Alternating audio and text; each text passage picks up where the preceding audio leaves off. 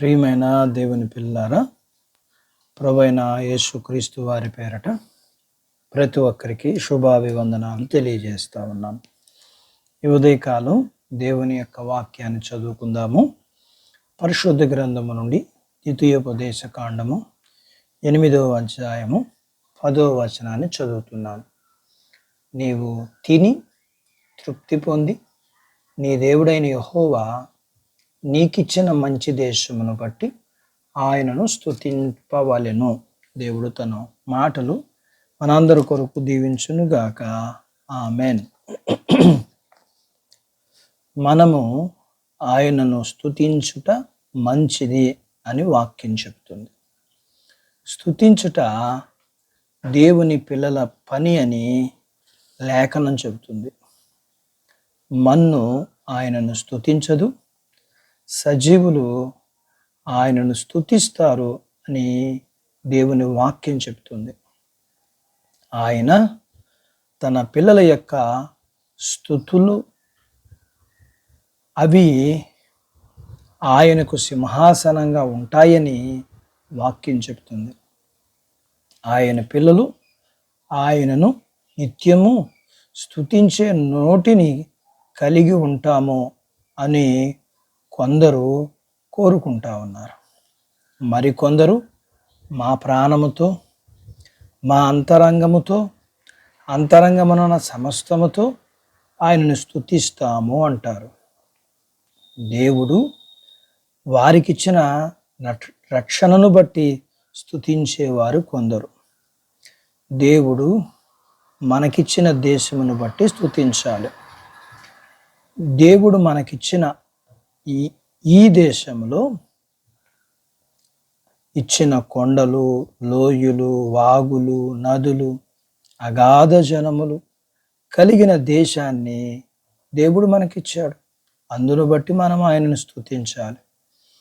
దేవుని దయ మన దేశం మీద ఉంచి ఆయన మనకిచ్చిన ఆహారపు పంటలు, ఆహారపు పండ్లు, ఖనిజములు, అటవీ సంపదలు వీటన్నిటిని బట్టి మనం ఆయనను స్తుతించాలి.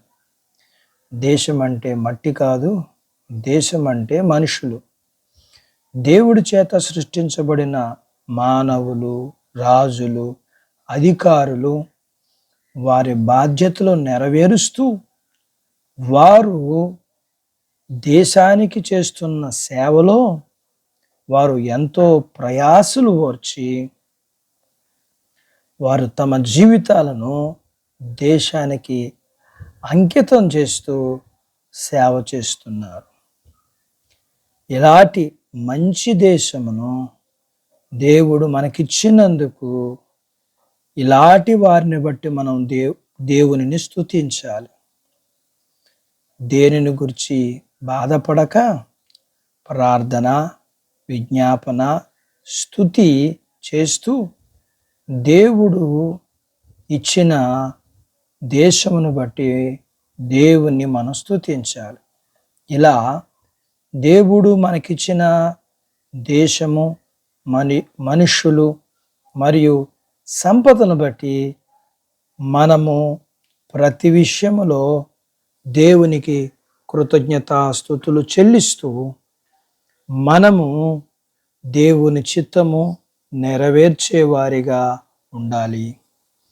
అట్టి బాధ్యత దేవుడు మనందరికీ దయచేయునుగాక. ఆమెన్. ప్రార్థించుకుందాం. ప్రేమ కలిగిన తండ్రి, మీ పరిశుద్ధ నామమును బట్టి మీకు వందనాలు చెల్లిస్తూ మీరు మాకిచ్చిన మంచి దేశమును బట్టి, ఈ దేశంలో ఉండబడిన సమస్తమైన ఆశీర్వాదాలను బట్టి మీరు మాకిచ్చిన రాజులు, అధికారులు, ఉద్యోగస్తులను బట్టి వందనాలు. వారి వారి బాధ్యతలతో వారు దేశమునికి సేవ చేస్తుండగా వారిని బట్టి మీకు వందనాలు చెల్లిస్తూ,